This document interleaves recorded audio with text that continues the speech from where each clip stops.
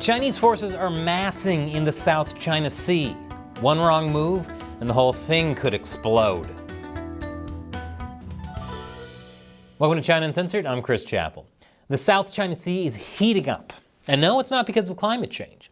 Earlier last week, the United States combat ship, the USS Gabriel Gifford, conducted routine operations in international waters past the Second Thomas Shoal. The Second Thomas Shoal is in the South China Sea. It's within the 9-dash line, an area China claims as its own, and also, coincidentally, an area that includes the entire South China Sea.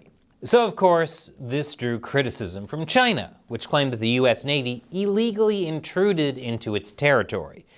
My favorite Chinese state-run media, the Global Times, accused the U.S. of creating regional tensions and creating resentment against China.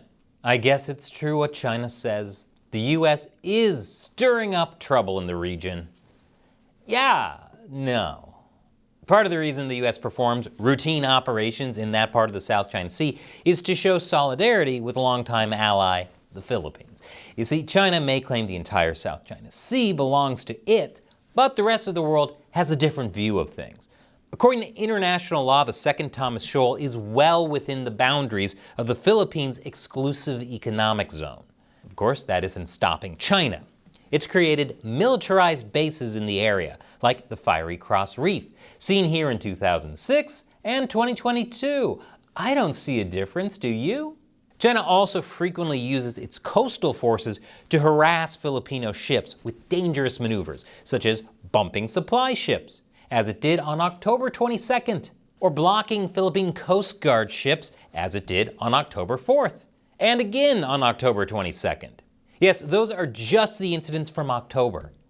Then, of course, there is the Julian Felipe Reef, also known as Whitsun Reef, where a swarm of Chinese maritime militia ships is amassing. This has been going on since November. The swarm is reportedly up to over 135 Chinese vessels now, up from 111 on November 13th. It's not as high as the 200 spotted at the reef in March 2021, but the day is young. All of this was done to wall off the Philippines from the region. The Philippines is not taking this lying down. In response to China's aggression, the Philippines has been taking a tougher stance, even going so far as to scrap $5 billion worth of rail projects with China.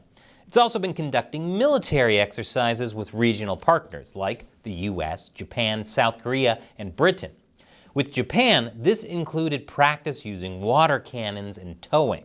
It's not just exercises. The Philippines has conducted joint patrols with the US as well as Australia. It's also in talk with other countries like Japan, New Zealand, the UK, Canada, and France to conduct joint patrols.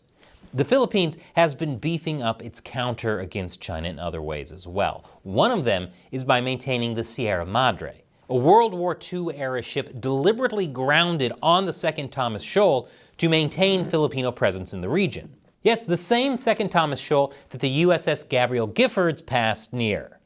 Chinese blockades constantly try to keep the Philippines from resupplying the Sierra Madre, but the Philippines keep managing to get through.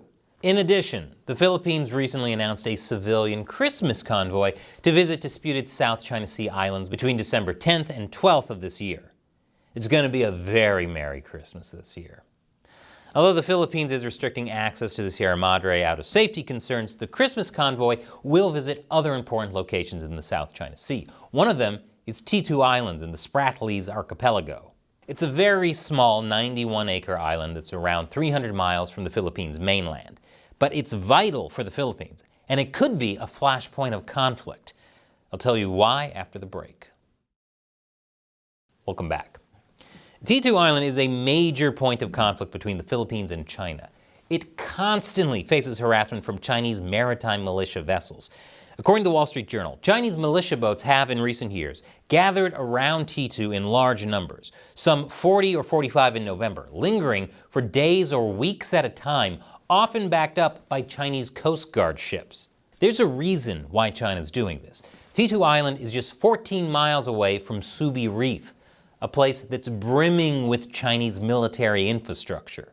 China would very much like to take T2 and other Filipino islands to exert influence in the entire Asia-Pacific region and the wider world in general.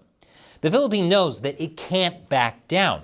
which is why it's using T2 Island to double down on countering China's military buildup. On top of encouraging civilians to live on T2 Island with free rice, the island now has vital infrastructure like Wi-Fi and cell phone connection, paved roads, a wharf, a grade school, a gymnasium, and an evaluation center. On top of that, the Philippines recently inaugurated a new Coast Guard monitoring base there.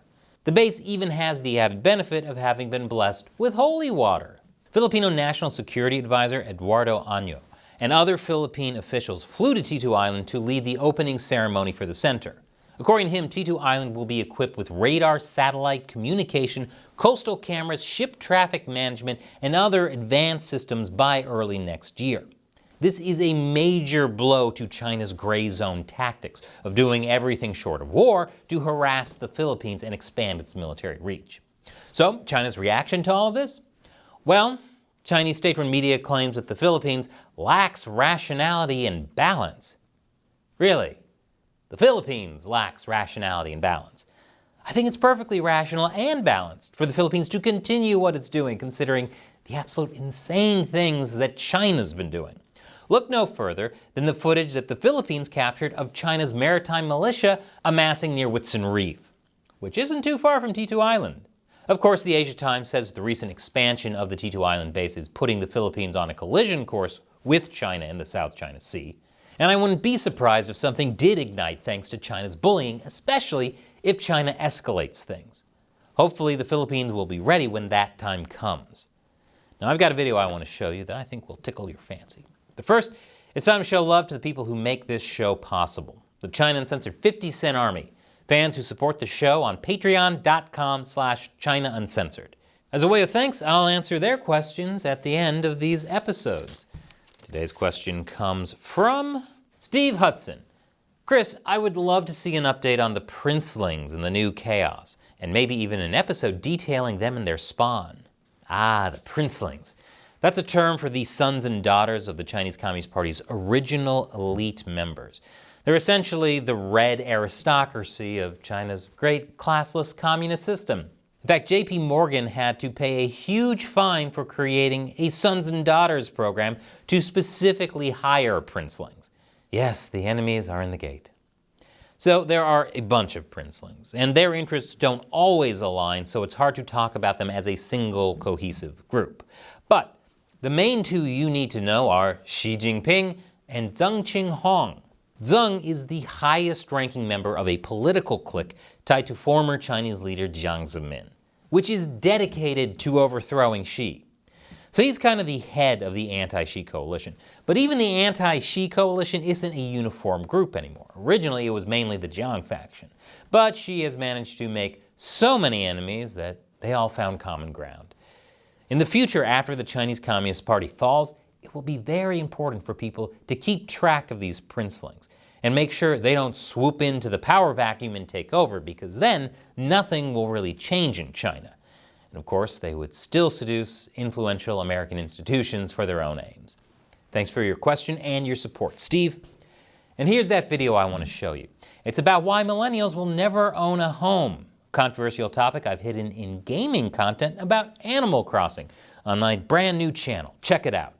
And if you want to support China Uncensored on Patreon, click that orange button. We'll sink if it weren't for supporters like you. Once again, I'm Chris Chappell. See you next time.